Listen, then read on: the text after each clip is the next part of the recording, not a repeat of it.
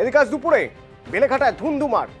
কথা ছিল যে যারা বয়স্ক, যারা অশক্ত, যারা অসমর্থ, তারা ভোট দিতে পারবেন না, যারা তাদের বাড়ি গিয়ে ভোট নেওয়ার ব্যবস্থা করা হবে।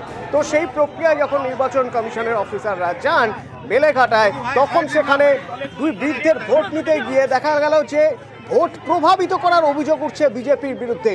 আর তা নিয়ে তুমুল উত্তেজনা, তৃণমূল বিজেপি সংঘর্ষ, মুখ ফাটল বিজেপি কর্মীর।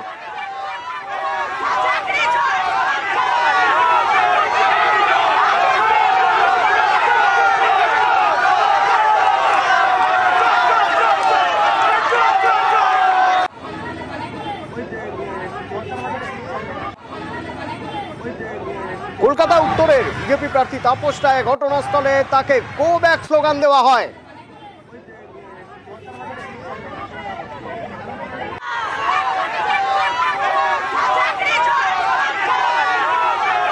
পাল্টা আবার বিজেপির বিরুদ্ধে অশান্তির অভিযোগ তোলে তৃণমূল, এবং এই সবের মাঝেই মুখ ফাটল এক বিজেপি কর্মী। আমার জেলা সভাপতিকে এখানে ঘিরে ধরেছে, আমি রাস্তায় এখানে 80+ ভোটারদের ভোট নেওয়া হচ্ছিল, আমাদের দলের কোনো এজেন্টকে ঢুকতে দেবে না। জেলা সভাপতিকে দেখছি সবাই ঘিরে নিচে মারধর শুরু করতে লাগবে, আমি ছাড়াতে গেছি এবার আমাকে মারধর শুরু করেছে, আমার ফোন কেটে নিচে, গলার চেন ছিল, পাচ্ছি না। স্লোগান দেয় তো তৃণমূল, পুজো যার যার, উৎসব সবার, এক্ষেত্রে তো দল যার যার, প্রার্থী যার যার, এটাও তো গণতন্ত্রের শ্রেষ্ঠ উৎসব।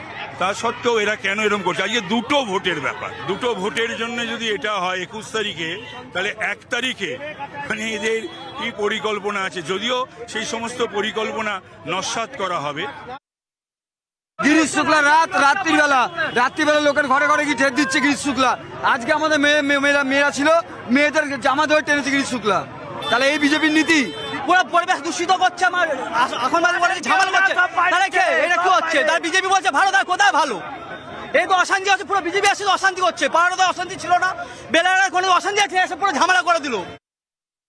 শান্ত পরিবেশ শান্ত করছে, গাড়ি থেকে লোকের মেয়েদের মারধর করা হয়েছে। দিল্লিতে বসে মোদি এরকম শাসন দেখাবে, সেটা চলবে না। এটা আমাদের পাড়াটা শান্ত পাড়া, অশান্ত পাড়া। এখন কি করবেন? এখন আমরা ঢুকতে দেবো না। তাপসটাই গো ব্যাক।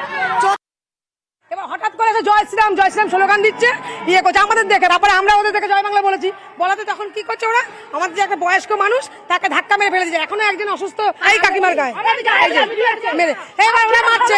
আমরা কিন্তু কারো গায়ে মারিনি, কারো গায়ে হাত দিইনি, কারো কিছু করিনি।